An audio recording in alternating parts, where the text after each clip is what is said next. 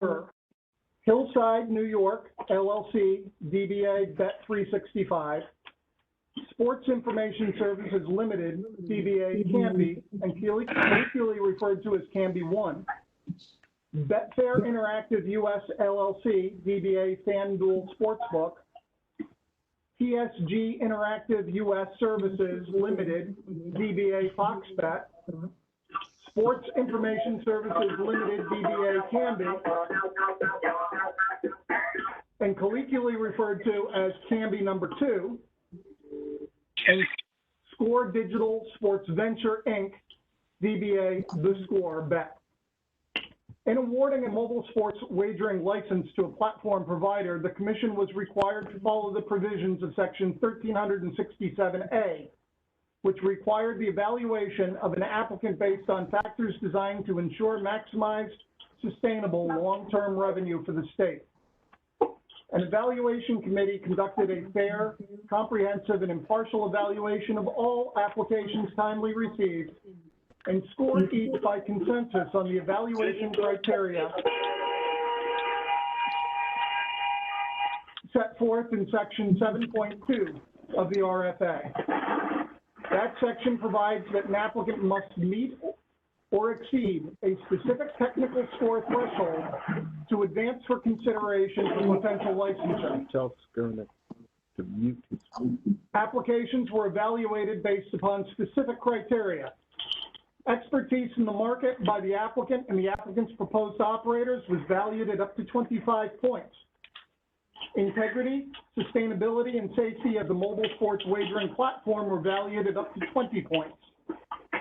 Past relevant experience of the applicant and the applicant's proposed operators were valued at up to 15 points.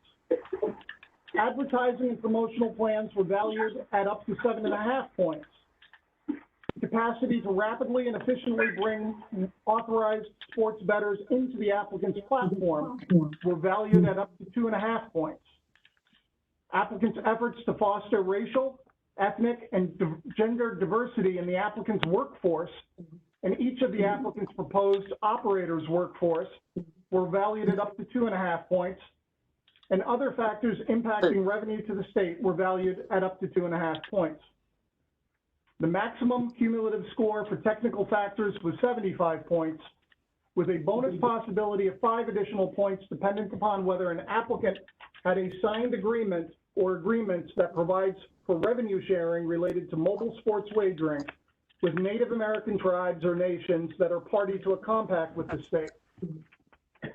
Only those with a technical factor score, excluding the Native American bonus, if any, at or exceeding 60 points out of 75 points were deemed to be a qualified applicant. Out of the 6 bids received, only 3 were advanced as qualified applicants. Those advanced were Hillside, New York, LLC, DBA Bet365, Betfair Interactive US LLC, DBA FanDuel Sportsbook, and Sports Information Services Limited, DBA Canby number 2. Pricing was only considered for the 3 advancing applicants after finalization of the technical factor scoring. Points for pricing were, pursuant to RFA Section 7.2, based on a sliding scale with a tax of 12.5 up to 30% valued at up to 3 points, 30% up to 40% valued at up to 10 points, 40% up to 50% valued at up to 15 points, and 50% valued at 20 points. A qualified applicant was also awarded an additional point for each full percentage point over 50%. A qualified applicant's final total score was computed by adding in the technical factor score, the tribe or nation bonus, if any, and the pricing factor score. The evaluation committee identified Canby number 2 as the selected applicant, meaning that their application received the highest total score. Since their application reached the minimum requirement of 2 platform providers and 4 operators without inclusion of other applicants, Canby number 2 was the sole applicant selected for initial award. Accordingly, pursuant to Section 7.4 of the RFA, the Evaluation Committee established the Canby Number 2 tax rate matrix as the final tax rate matrix, and on October 18, 2021, all qualified applicants were sent a final tax rate matrix and informed that they had 5 business days to amend their RFA Appendix B pricing matrix submission to conform with the final tax rate matrix. All did, enabling the Evaluation Committee to proceed to an additional license evaluation. Before each commission member is the report of the Evaluation Committee established for the purposes of evaluating bids supporting or submitted pursuant to the New York State Gaming Commission request for application for mobile sports wagering platform provider.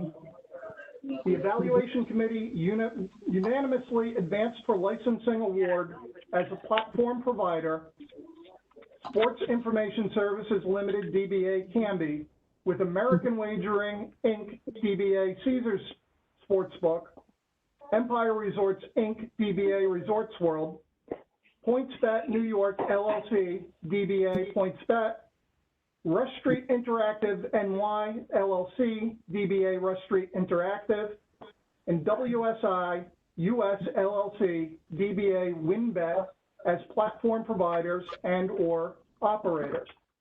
The proffered tax rate for this bid was 64%.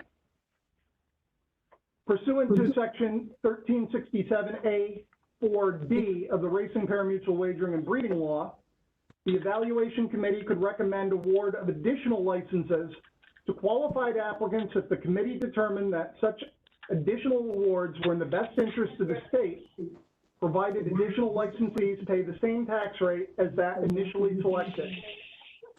In conducting the additional license review, the committee considered the likelihood that the selected applicant would be able to achieve full market potential without additional licensees, the likelihood that adding the next highest scoring applicant would result in a larger aggregate market, and the impact on long-term revenue to the state by adding the next highest scoring applicant. To make this determination, the Evaluation Committee reviewed the marketing analysis material submitted by the applicants, in addition to undertaking its own supplemental analysis to determine whether the aggregate revenue to the state was higher than the aggregate revenue without the additional platform providers and operators associated with the next highest scoring remaining qualified applicant.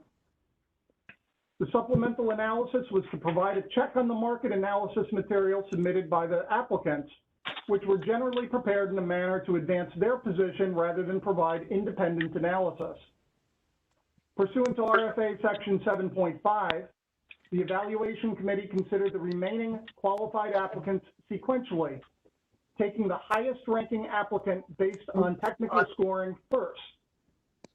The Evaluation Committee determined that the inclusion of Betfair Interactive US, LLC, DBA FanDuel Sportsbook as an additional platform provider and operator, with Bally's Interactive, LLC, DBA Ballybet, BetMGM, LLC, and DraftKings as platform providers and operators was in the best interests of the state.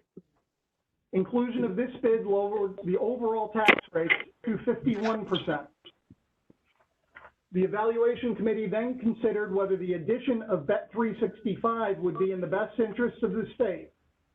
The inclusion would reduce the overall tax rate from 51 to 50% and increase the number of platform providers from 8 to 9 and the number of operators from 9 to 10.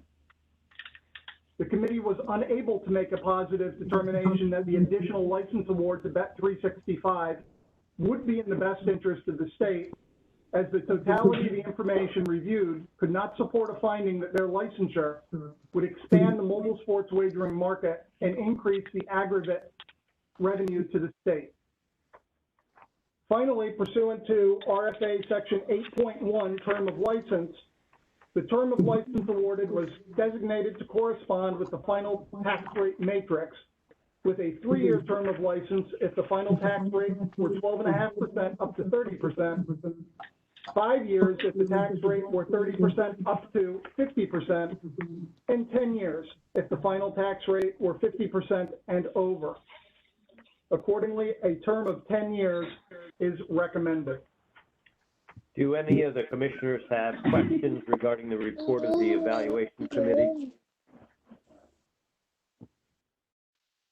Hearing none, may I have a motion to accept the licensure recommendations of the evaluation committee, which recommends the advancement of, first, Sports Information Services Limited, DBA, Canby, with operators American Wagering, Inc., DBA Caesars Sportsbook, Empire Resorts, Inc., DBA Resorts World, Point Bet New York, LLC, DBA Point Bet, Rush Street Interactive, NY, LLC, DBA Rush Street Interactive, and WSI US, LLC, DBA WinBet.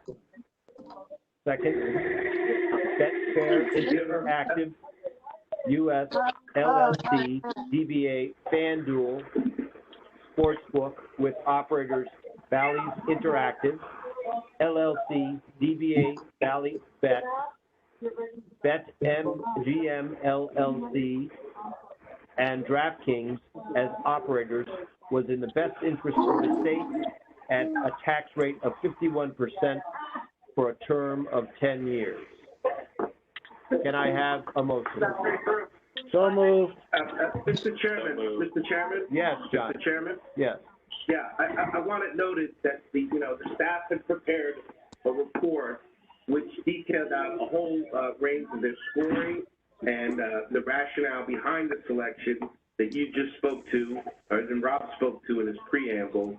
There was a series of questions around that were sort of technical in nature, but we had addressed those and went through them at some level prior to this vote here today.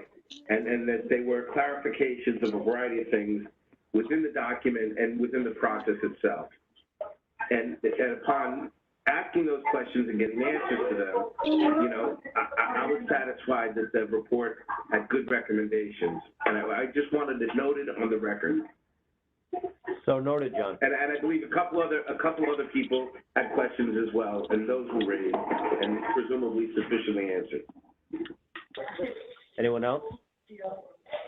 So we're in the posture, I'm looking for a second. I'll second it. Yeah, Jerry. Any further discussion on the motion? Hearing none. All in favor? Aye. Aye. Aye. Any opposed? The motion carries. Now that a recommendation for licensing has been approved, can you provide a brief overview on the steps necessary for mobile sports wagering to commence in the state? Certainly. Chapter 59 of the laws of 2021 did not create a new licensing scheme for mobile sports wagering. Rather, the RFA and the proposed rules to be considered for commission adoption have platform providers licensed equivalent to casino vendor enterprises. Additionally, entities offering goods and services that directly relate to the gaming activity with a mobile sports wagering platform provider are also required to be licensed equivalent to a casino vendor enterprise. As part of the RFA process, each bidder was required to submit materials necessary for licensing of the platform provider and all associated or affiliated operators within their bid. All complied, and the Bureau of Licensing processed all the materials necessary for the selected platform providers and their operators. All recommended bidders are in a position to receive an award of temporary license and will be conditionally licensed today should the commission adopt the proposed rules. Each qualified bidder has been informed that they themselves may select a gaming facility wherein to house its servers, with the commission retaining final approval of the location not to be unreasonably withheld, as well as the review and approval of reasonable and actual costs of physically housing and securing the servers. If an agreement cannot be reached between a platform provider and a gaming facility, the commission has reserved its authority to order a housing location. Accordingly, each licensed platform provider must construct a server room meeting their requirements. They need to get their software tested and approved by an independent testing laboratory to ensure that it operates in accordance with any commission-published standards. They need to satisfy all other statutory and regulatory obligations, such as provision and approval of final internal controls governing the approved activity, assurances regarding geofencing of state borders, and the payment of license fee. At a practical level, presuming the regulation adoption later this afternoon, it will be in the control of the recommended bidders when they become operational and thus get to market. All right, so we'll move on to rulemaking. New York State Racing, Pari-mutuel wagering, and breeding laws, section 104.19 authorizes the commission to promulgate rules and regulations that it deems necessary to carry out its responsibilities. Therefore, the commission will, from time to time, promulgate rules and rule amendments pursuant to the State Administrative Procedure Act. Today, we have 3 rules for consideration, 2 adoptions, and 1 proposal. First, for commission consideration is adoption of regulations to govern mobile sports wagering and related amendments to regulations governing in-person sports wagering at the 4 licensed commercial casinos. This proposed rulemaking would establish regulations for mobile sports wagering and a new Part 5330, which would address definitions, various licensing requirements, system requirements, operational aspects and requirements, integrity protections, accounting and financial records requirements, patron account requirements, promotions, regulatory costs, and anti-money laundering program requirements, as well as geofencing. Where appropriate, the proposed mobile sports wagering requirements mirror regulatory requirements already in place for sports wagering at the commercial casinos. Revisions are also proposed to the existing Part 5329 to incorporate new statutory requirements and update statutory cross-references, definitions, and nomenclature to distinguish regulatory requirements applicable to sports wagering operated by commercial casinos and the potential mobile sports wagering operations. Wagering restrictions for casino and mobile sports wagering employees and related persons have also been standardized.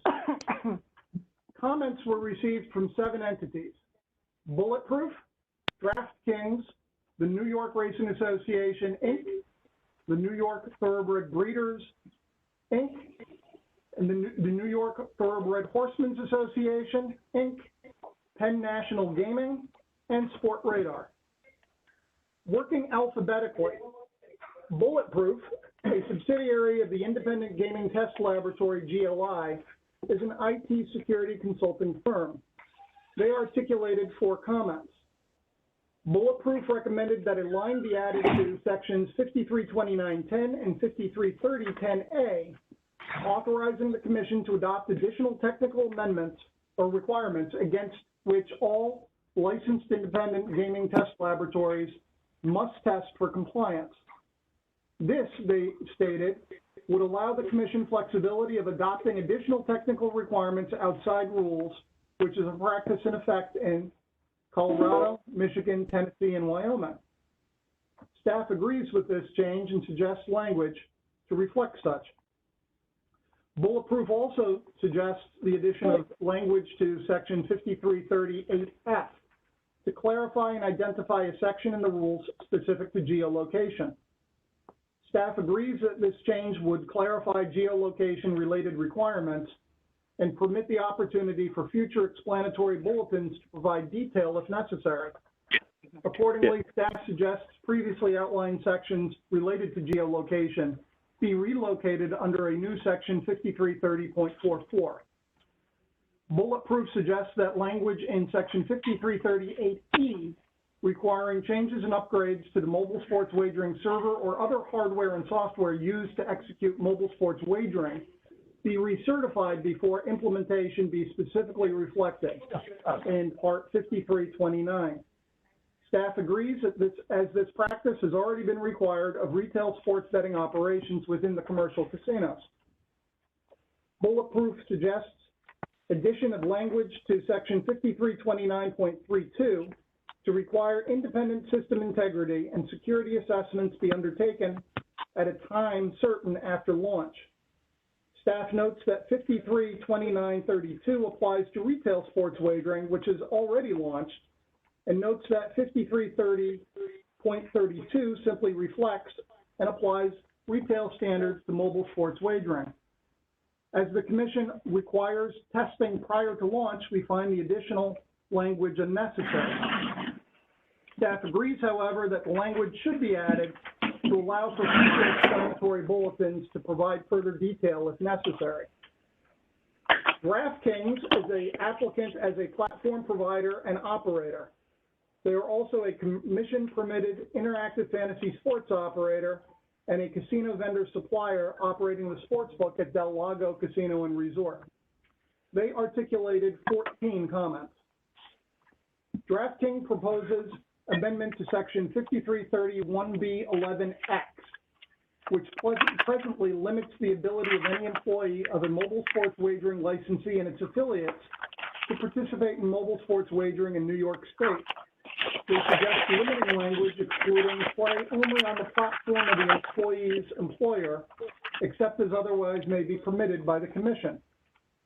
Staff disagrees and is concerned with the public perception that the suggested change would allow, noting that when the New York State Attorney General sued to enjoin interactive fantasy sports platforms before the legislature authorized them, one of the major concerns was that employees of interactive fantasy sports platforms were using their knowledge of contest data to gain advantages in contests offered by other platform providers. Similar concerns exist here. If an employee of a mobile sports wagering licensee learns of betting data that might provide a betting advantage, the employee should not be permitted to use such information to the employee's advantage and possibly disadvantage bettors in the public that do not have access to such information. DraftKings suggests amendment to section 5330.5A by adding a time when disclosure of certain events is required. Staff agrees that identifying a time frame for disclosure is to be, disclosure is to be made as appropriate, and proposes a limitation of, quote, as soon as practicable, end quote. DraftKings also proposes language be added to section 5330.6A to clarify employees that will be designated as mobile sports wagering key employees, seeking to limit the designation to only those in a supervisory capacity and empowered to make discretionary decisions which regulate sports wagering operations.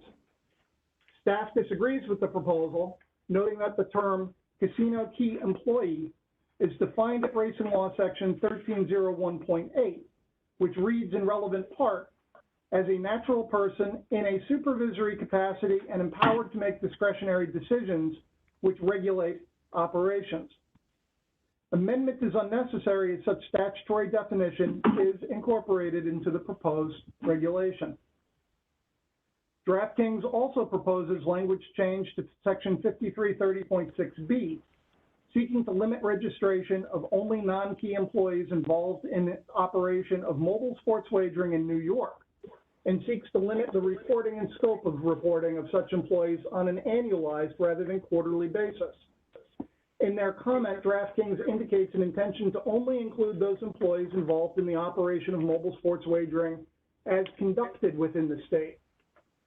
Staff agrees that the intention of the rule is to only capture those working on New York mobile sports wagering, irrespective of their situs, but disagrees with other proposed changes from quarterly to annually or the scope of information required in such reporting. Staff suggests the phrase, quote, pursuant to this part, end quote, be added after mobile sports wagering in the first sentence of 5330.6A and 6B to ensure intent. DraftKings proposes limiting language to section 5330.6C, seeking only to encompass a person who deploys code or whose presence requires physical access to servers and other equipment located at a casino. Staff disagrees and believes the Commission should capture in licensing anyone with access to the servers. DraftKings proposes amendment to section 5330.8 in an effort to provide consistency with other jurisdictions regarding the use of official league data. Staff disagree, noting that the regulation is consistent with statutory requirements.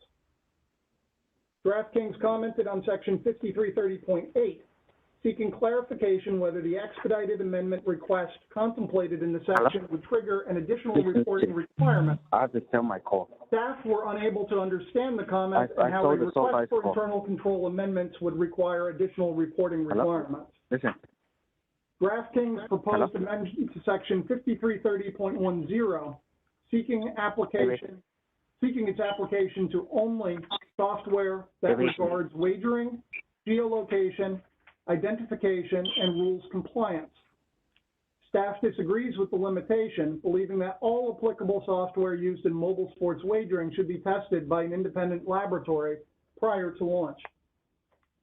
DraftKings proposes an amendment to section 5330.10, reducing the required reporting of communications interruption to only those that are, quote, significant.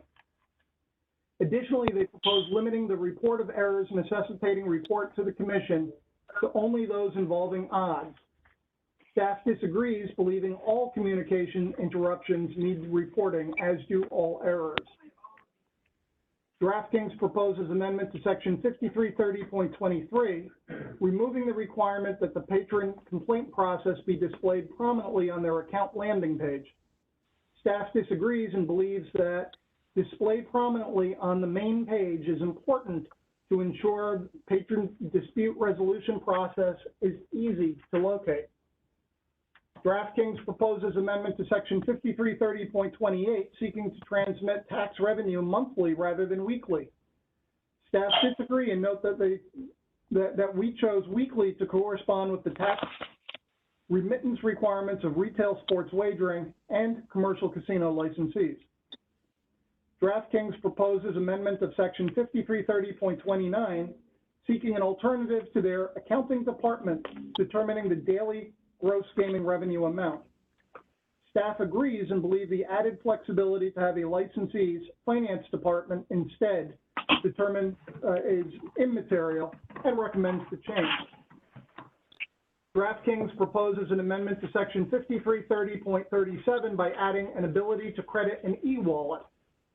Staff disagree with making the proposed amendment, noting that the use of an e-wallet is already governed under subparagraph 5330.37E1 Romanet 7. DraftKings proposes an amendment to section 5330.38, seeking both a reduction in the time necessary to submit promotions for consideration and a self-determined allowance that substantially similar approved promotions need not be again submitted. Staff disagree, noting that promotions may be generically submitted, reducing the necessity to be concerned with submission deadlines. Staff also believes that affirmative notice of all promotions is presently necessary. New York Racing Association posed no suggested amendment to the proposed regulations, rather expressing interest in integrating their advanced deposit wagering platform wallet with those used in mobile sports wagering. Staff notes that a mobile sports wagering platform could seek to integrate advanced deposit wagering wallets so long as all Article 13 requirements and associated regulations have been satisfied. The New York Thoroughbred Breeders posed no suggested amendment to the proposed regulations, rather expressing interest in integrating horse racing advanced deposit wagering platform wallets with those used in mobile sports wagering. Staff notes that a mobile sports wagering platform could seek to integrate advanced deposit wagering wallets so long as all Article 13 and associated regulations have been satisfied. The New York Thoroughbred Horsemen's Association posed no substantive amendment to the proposed regulations, rather expressing interest in integrating horse racing advanced deposit wagering platform wallets with those used in mobile sports wagering. As we've just reflected, we note that mobile sports wagering platforms could seek to integrate advanced deposit wagering wallets so long as all Article 13 requirements and associated regulations have been satisfied. Penn National Gaming and Penn Sports Interactive, the digital arm of Penn National Gaming, commented on 5 of the proposed rules. Penn National is an applicant as an operator. Penn proposed that Section 5330.8B be amended to allow an operator to request and use alternative data sources, provided the Commission doesn't make a finding that the use of alternative data source harms the integrity of the sports wagering. Staff disagrees, as the rule is consistent with statute and that this suggestion would improperly place a burden on the Commission to reject an alternative data source. Penn proposed an amendment to Section 5330.1B7 to remove, quote, odds benefit and odds boosts from the definition of mobile sports wagering promotion. Penn suggests that requiring the submission of proposed odds boosts would constrain operator flexibility. Staff disagrees. Pre-approval of promotions such as odds boosts enhances regulatory control and consumer protection. Penn proposes an amendment to Section 5330.38, seeking both a reduction in the time necessary to submit promotions for consideration and a self-determined allowance that substantially similar approved promotions need not be again submitted.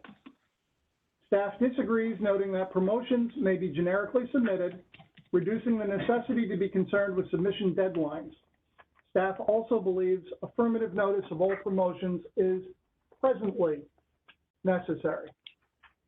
Penn proposes amendments to Section 5330.10I, suggesting responsibility for having controls in place and maintaining error records should be placed on either the operator or the platform provider. They also suggest distinguishing between system outages and data feed errors for the purposes of reporting occurrences, allowing data feed errors to be made available to the Commission rather than being reported to the Commission. Staff disagrees, believing that the suggestions add uncertainty over which entity is responsible for controls and diminished transparency of error reporting. If reporting of data feed errors proves to be of limited regulatory use in practice, staff is comfortable revisiting these reporting requirements with the benefit of experience. Penn also suggests amendment to Section 5330.37E, which governs a bettor's withdrawal of funds. Penn suggests removal of the provision requiring notification to a bettor of an investigation into suspicious wagering activity as an exception to the rule requiring receipt of requested funds within 7 days. They also suggested adding 2 additional exceptions to the prompt withdrawal general rule. If an operator requests additional documentation to verify the account ownership, and if a payment processor delays the withdrawal. Staff disagrees. If the provision is eliminated, a bettor would be able to withdraw funds within 7 days, even if there was a pending investigation into unusual or suspicious betting activity. Additionally, once a bettor establishes an account, there should be no need for additional documentation to verify the account, merely because the account holder wishes to withdraw funds. An operator should be responsible for the payment processor delays and should not be able to delay timely withdrawal requests by blaming its vendor. The final entity commenting is Sports Radar. Sport Radar is a data distribution business for pre-match and live sporting event coverage. Sport Radar suggested amendment to Section 5329.8A12 and 5338B8 to authorize Sport Radar and other state licensed data suppliers to play a direct role in the Commission's decision-making process regarding the suitability of alternative data sources in the event that official sources are not available or priced at commercially unreasonable rates.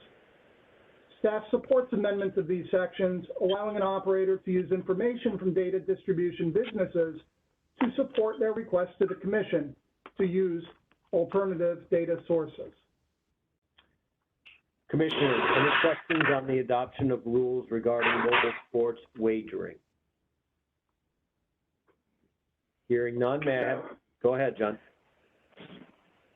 I was saying no, none. Oh, hearing none, may I have a motion to adopt this rule? So moved. So moved. Second? Second. Is there any further discussion on the motion? Hearing none, all in favor? Aye. Aye. Aye. Aye. Any opposed? The motion carries. Mr. Williams, for edification under the State Administrative Rulemaking Act, presuming that council's office can get the adoption package submitted promptly, when would the rules become effective? According to the New York State Department of State's 2021 schedule, the council's office can get the package submitted by tomorrow at 11:59 p.m. The adoption notice would be published in the State Register of November 24th. So now we have another adoption, huh? Yes, for commission consideration is a consensus rulemaking adoption to amend the video lottery gaming regulations to reflect historic amendments to the New York State Tax Law, Section 1612. Recall that legislation eliminated specific marketing allowances and capital awards provisions for video lottery marketing agents. The previous marketing allowance has now been included in the vendor's fee and is no longer segregated.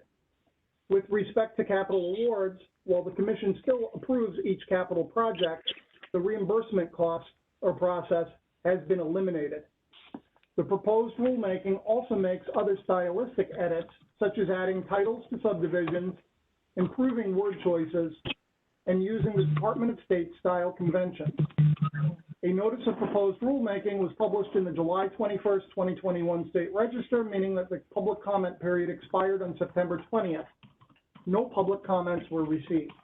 Staff recommends that the commission adopt this rulemaking. Commissioners, any questions on the adoption of rules regarding amendment of video lottery gaming regulation? No. Hearing none, may I have a motion to adopt this rule? So moved. Second? Second.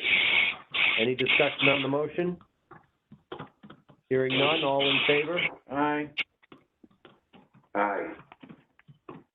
Any opposed? The motion carries. Now we have charitable gaming, right? Yes, for commission consideration is a proposed rulemaking to authorize organizations to sell raffle tickets through internet or mobile device platforms, subject to prescribed commission regulation.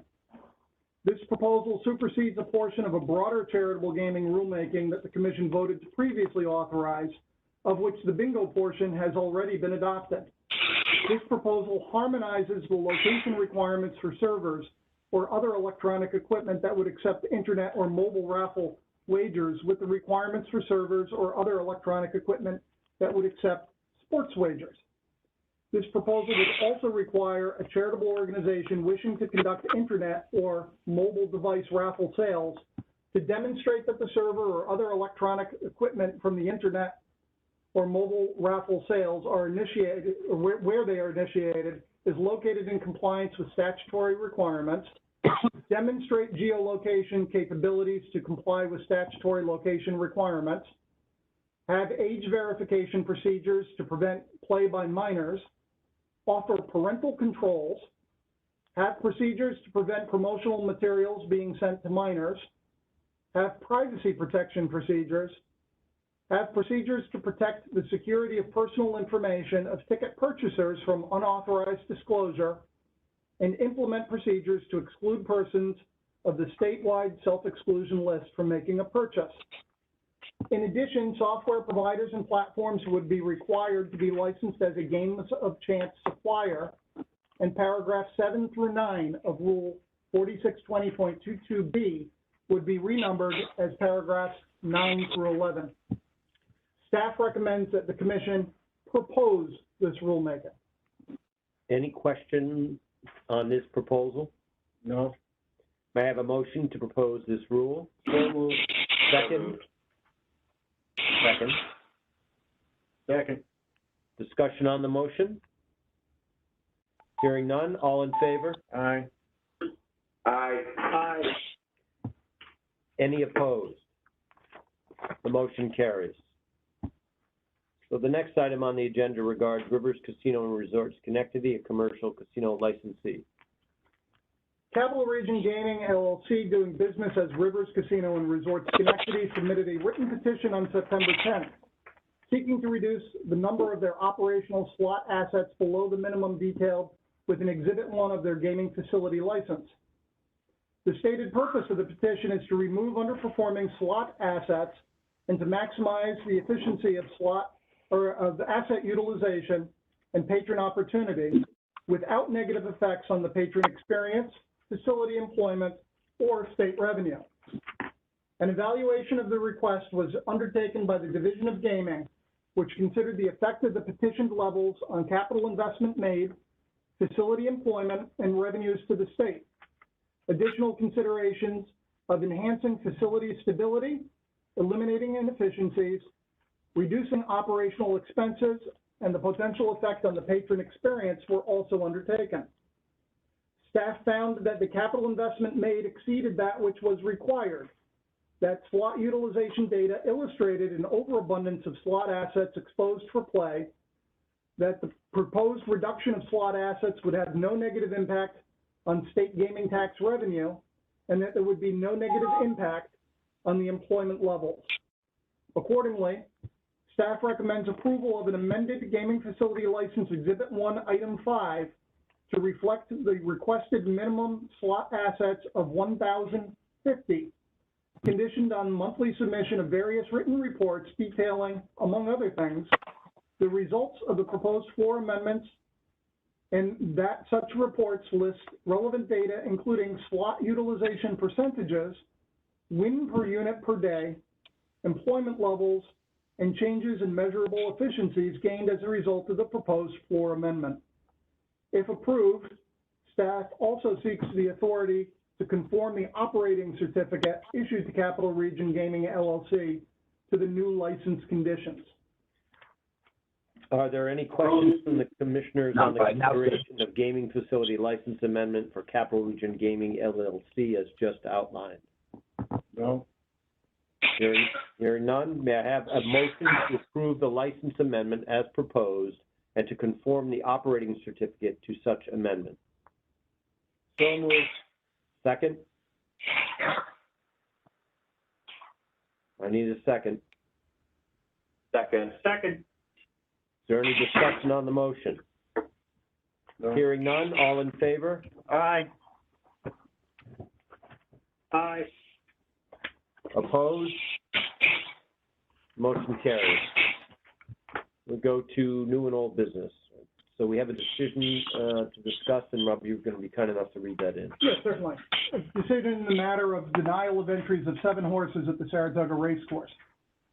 Kenneth McPeak, a licensed thoroughbred trainer, appealed from the steward's decision denying entries of quarantined horses under his care for races to be run at 3 days at Saratoga Racecourse. The facts of this case regard a barn under quarantine for equine herpes virus 1, a highly contagious virus that can cause neurological impairment or respiratory disease. Specifically, on or about July 15, 2021, a racehorse stabled in his barn at Saratoga tested positive for equine herpes virus 1. After consultation between the New York State Department of Agricultural and Markets, the New York Racing Association, and the Gaming Commission, a quarantine was issued for all horses stabled within the barn. The length of the quarantine was 21 days, retroactive to July 11th, 2021. It was the position of the stewards that there should be no additional equine herpes virus 1 cases in the subject barn. If there was no additional equine herpes virus 1 cases in the subject barn, the quarantine would be lifted. Mr. McPeak wanted to run several horses stabled in barn 86 and races scheduled to be conducted after the quarantine was lifted. However, NYRA rules required entry of horses prior to the expiration of the 21-day quarantine. As a result of the steward's position, Mr. McPeak was denied entry. Mr. McPeak sought a declaratory judgment, arguing that the steward's decision was arbitrary and capricious. He also demanded the commission be directed to adopt formal protocols in the future addressing this issue to protect all horsemen similarly situated and grant any sundry relief available to assuage the injury to himself and his owners. The commission heard arguments pursuant to section 4039.5, with Commissioner Machete designated to hear and rule upon the matter. All parties agreed to have the matter considered on papers. Following consideration of submissions, Commissioner Machete found that a declaratory judgment was not available as the time to enter the horses in the desired races had passed and that there was no longer an existing controversy that would have a direct and immediate effect upon the rights of the parties. Commissioner Machete also found that the granting of the relief sought would constitute issuing an advisory opinion, which was not allowable under the facts and circumstances of the matter. Finally, Commissioner Machete found that directing the commission to create a protocol or rule for the future to decide the issue raised was beyond the scope of the appeal. Therefore, Mr. McPeak's request for declaratory judgment was denied. Thank you. To conclude this section of the agenda, I want to note that Governor Hochul has recently vetoed Assembly Bill 7024 that would have removed a ruling requiring married jockeys to be coupled in races for wagering purposes. In her veto message, the governor noted that many jurisdictions have relaxed coupling rules over the past several decades, especially in stakes races. She tasked the commission to review our existing rule and seek input from racing constituents to assess the continued need for mandatory coupling and the circumstances under which such a requirement might be relaxed. Accordingly, we have instructed staff to review this matter and report back to the members with either a recommendation or a pathway to address the governor's concern. So, that concludes today's published agenda. Do any of the commissioners have any items they'd like to present for consideration? No. Hearing none, the commission traditionally has met on the fourth Monday of each month, which for December would be the 27th. My understanding is that there are several rulemaking proposals that are being prepared. Given the impending close of the calendar year, perhaps we can find an early to mid-December date to instead meet. Secretary Buckley will be in contact to consider those availabilities. Before we close today's meeting, I would like to remark on the passing of one of the commission's employees, Betty Pearson, an office assistant at the Lottery Syracuse Customer Service Center. Betty was a career administrative support professional who had recently joined the commission. Before coming to us, she was employed with the City of Syracuse, the Rochester-Syracuse District Women's Home and Overseas Missionary Society of the AME Zion Church, Syracuse University, CED Baldwin Hall, and the Salvation Army Empire State Divisional Headquarters. Betty was survived by a large family of 4 brothers, 5 sisters, and many nieces and nephews. Her faith was central to her being, and I'd like everyone to take a moment to pray for her. I wanted to have like a nice seat at the.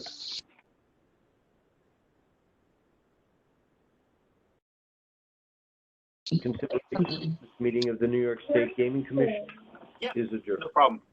Thank you.